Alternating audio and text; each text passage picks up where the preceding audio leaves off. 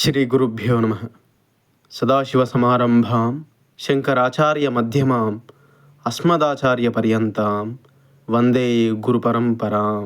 అవతార పురుషులు శుక మహర్షి అంతటి ఉన్నతులు అయిన మన పరమాచార్య స్వామివారు వారి శక్తి తపస్సు చేత మనందరినీ ఆదరించి ఆశీర్వదిస్తున్నారు. వారి అవతార రహస్యం తెలిసిన భక్తులు వారికి తెలియందంటూ ఏదీ ఉండదు అని చెబుతూ ఉంటారు. అవును, అది అక్షరాల నిజం.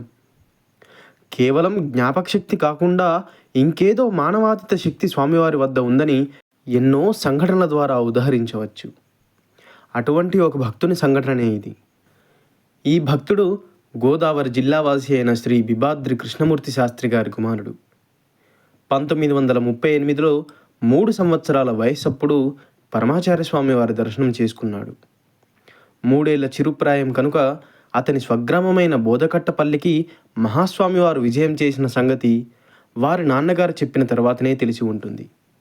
పరమాచార్య స్వామివారిని దర్శించుకున్న విషయం అప్పుడు ఆ చిన్న బుర్రకు తెలియదు.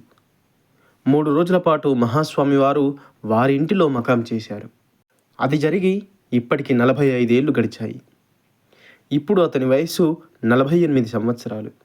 చెన్నైలో ఉన్నప్పుడు ఒకసారి వేద పండితుడైన తన స్నేహితుడు కాంచీపురం వెళ్తూ తనని చూడ్డానికి చెన్నై వచ్చినప్పుడు మహాస్వామి వారి దర్శనానికి కూడా తను రాగలడేమో అని అతని స్నేహితుడు ఈ భక్తుని అడిగారు.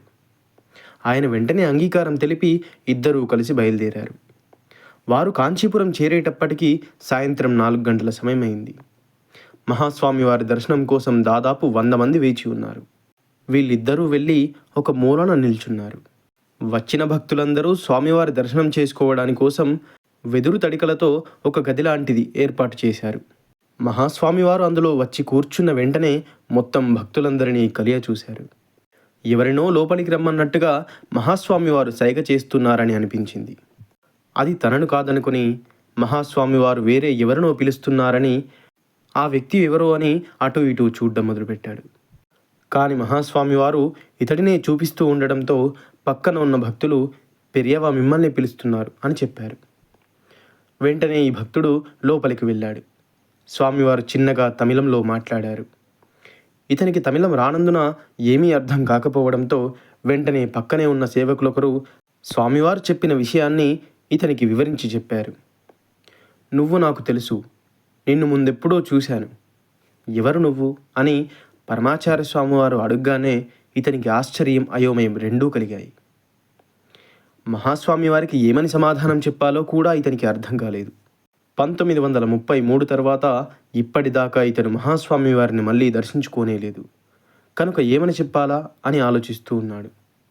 కొద్దిసేపటి తర్వాత మెల్లిగా నా పేరు హరిప్రసాద్, బిబాద్రి కృష్ణమూర్తి శాస్త్రి గారి అబ్బాయిని అని బదులిచ్చాడు. మొత్తం తన జీవితాన్ని ఒకసారి అవలోకనం చేసుకున్నట్టుగా వెంటనే మహాస్వామివారు అతన్ని నేను మీ నాన్నగారికి శ్రీముఖం పంపాను, అది నీకు తెలుసా అని అడిగారు. ఆశ్చర్యంతో స్వామివారి వంక చూస్తూ అవును, నాకు గుర్తుంది అని బదులిచ్చాడు. వెంటనే మహాస్వామివారు ఆ ఊరి విశేషాలను చెప్పడం ప్రారంభించారు. వారు మకాం చేసిన ప్రాంతాలను, ప్రతి ఒక్క సంస్కృత వేద పండితుని వివరాలను అడగడం చూసి ఇది కేవలం జ్ఞాపకశక్తి మాత్రమే కాదని ఆ భక్తుడు అర్థం చేసుకున్నాడు. వెంటనే ఆ భక్తునికి తన తండ్రి శ్రీ కృష్ణమూర్తి శాస్త్రి గారికి 1938లో జరిగిన సంఘటన గుర్తుకు వచ్చింది. పరమాచార్య స్వామివారు వాళ్ళ ఊరిలో మకాం చేసి ఉన్నప్పుడు మొత్తం ఏర్పాట్లు తన తండ్రి శ్రీ కృష్ణమూర్తి శాస్త్రి గారే చూసుకున్నారు. ఒకరోజు మధ్యాహ్నం అక్కడికి వచ్చిన భక్తులందరూ పరమాచార్య స్వామివారిని దర్శించుకోవడానికి శాస్త్రి గారే ఏర్పాట్లు చేశారు. స్వామివారి ఆగమనం కోసం మొత్తం ఊరంతా వేచి చూస్తున్నారు. దాదాపు 100 మంది సరిపడేంతటి హాలులో స్వామివారి దర్శనం ఇస్తూ అందరినీ అనుగ్రహిస్తూ ఉన్నారు. హాలు భక్తులతో నిండిపోయింది. హఠాత్తుగా పరమాచార్య స్వామివారు లేచి నిలబడ్డారు. వెంటనే నడుచుకుంటూ తమ గదికి వెళ్ళిపోయారు. స్వామివారు వెళ్ళిపోవడానికి కారణం ఎవరికీ తెలియదు. ఏర్పాట్లలో ఏమైనా లోపం జరిగిందేమో అని శాస్త్రి గారు భయపడ్డారు. కానీ తర్వాత ఏర్పాట్లలో ఎటువంటి లోపమూ జరగలేదని గ్రహించి స్వామివారిని అడగడానికి కొంచెం ధైర్యం తెచ్చుకొని స్వామివారి వద్దకు వెళ్ళి ఏర్పాట్లలో ఏదైనా పొరపాటు జరిగి ఉంటే మన్నించండి అని ప్రార్థించారు. అందుకు సర్వజ్ఞుడైన స్వామివారిచ్చిన సమాధానం ఆశ్చర్యచకితుల్ని చేస్తుంది. దర్శనానికి వచ్చిన భక్తులలో ఒకరు అశౌచంలో ఉన్నారని, అతన్ని భక్తులకు దూరంగా ఉండమని చెప్పమని ఆదేశించారు. కానీ అశౌచంలో ఉన్నవారు అక్కడికి వచ్చే ప్రసక్తే లేదని శాస్త్రి గారు భావించారు. కానీ మహాస్వామి వారి మాటపై విశ్వాసంతో వెళ్ళి అక్కడున్న భక్తులను ఒక్కొక్కరిని అడగడం ప్రారంభించారు. వారి ఇళ్లలో ఈ మధ్యలో ఎవరైనా బంధువులు శరీరత్యాగం చేశారా అని. అందరూ లేదని సమాధానమిచ్చారు. ఏమి చెయ్యాలో పాలుపోక శాస్త్రి గారు స్వామివారి వద్దకు వెళ్ళి ఇంటిలోని వారు మరణించడం వల్ల కలిగిన అశౌచంతో ఎవరూ లేరని తెలిపారు. అన్ని విషయాలు తెలిసిన మహాజ్ఞాని అయిన మహాస్వామి వారు ఈసారి ఆ వ్యక్తి గురించిన కొన్ని గుర్తులు చెప్పి అతన్ని వెంటనే హాలు నుండి పంపమని స్వామివారు ఆదేశించారు. స్వామివారు చెప్పిన గుర్తులు కలిగిన వ్యక్తి వేరెవరో కాదు, శాస్త్రి గారి మేనత్త గారి భర్త. శాస్త్రి గారు ఆయన వద్దకు వెళ్ళి పరమాచార్య స్వామివారు చెప్పిన విషయాన్ని చెప్పారు.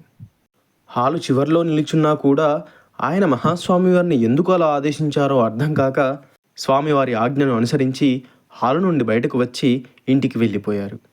వారు ఇంటికి చేరుకోగానే స్వామివారి మాటలకు అర్థం అంతరార్థం అవగతమయ్యింది. తమ బంధువులొకరు శరీర త్యాగం చేశారన్న వార్తతో ఇతని కోసం తన కుటుంబ సభ్యులు ఎదురుచూస్తున్నారు. స్వామివారు సర్వజ్ఞులు, సర్వాంతర్యామి కాబట్టి వారికి ఎవరికీ తెలియని విషయం స్వామివారికి ముందే తెలిసింది. అపార కరుణా సింధుం జ్ఞానదం శాంతరూపిణం శ్రీ చంద్రశేఖర గురుం ప్రణమామి ముదాన్వహం. సర్వం శ్రీ గురుదివ్యచరణారవిందార్పణమస్తు. స్వస్తి.